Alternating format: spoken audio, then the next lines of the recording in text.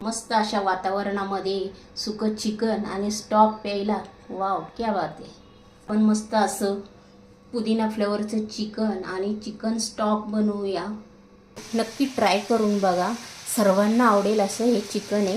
ह्याच्यामध्ये जास्त स्पायसी मसाले पण नाही आहे. अर्धा किलो चिकन घेतलेलं आहे.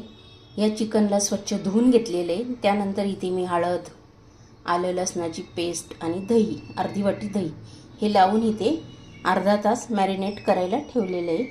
आपण गॅस चालू केलेला आहे, कुकर ठेवला. त्याच्यामध्ये इथे मी थोडासा लसूण टाकून घेतलेला आहे. तो आपण इथे छान मस्त असा फ्राय करून घेणार आहोत. एक कांदा बारीक चिरून घेतलेला आहे, तो ॲड केला. तो पण आपल्याला इथे छान असा फ्राय करून घ्यायचा आहे. जे मॅरिनेट करून ठेवलेलं चिकन होतं ते मी इथे टाकून घेणार आहे.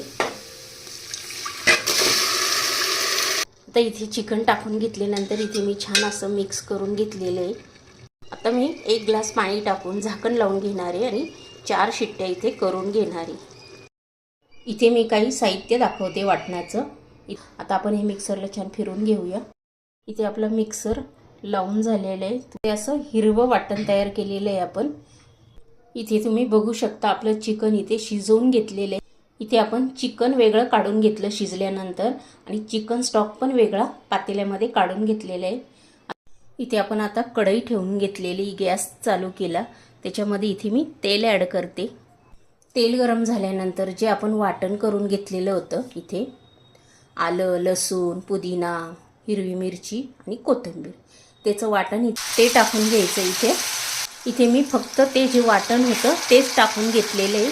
इथे दुसरं काहीही साहित्य इथे ॲड केलेलं नाही आहे. एक 2-3 मिनटं आपण इथे छान मस्त फ्राय करून घेणार आहोत. आता आपण हे छान मस्त तेल सुटेपर्यंत फ्राय करून घेणार आहोत. इथे मी थोडंसं मीठ टाकून घेते. अतिशय टेस्टी लागतं. डाएटसाठी तर हे खूप छान असा पर्याय आहे. जे चिकन होतं सुक्कं ते ह्याच्यामध्ये टाकून घ्यायचं लगेच.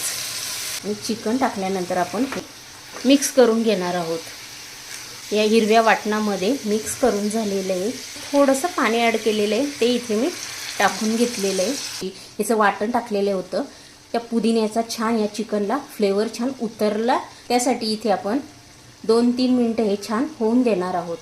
इथे मी हातावर कुस्करून कसुरी मेथी टाकून घेत आहे. ते थोडीशी कोथिंबीर टाकून घ्यायची आहे. पण हे छान मिक्स करून घेऊया. रेसिपी आवडली असेल आणि चॅनलवर जर नवीन असेल तर सबस्क्राईब नक्की करा, लाईक करा. हा व्हिडिओ तुमच्या मित्रमैत्रिणींनाही शेअर करा. पुन्हा भेटूया.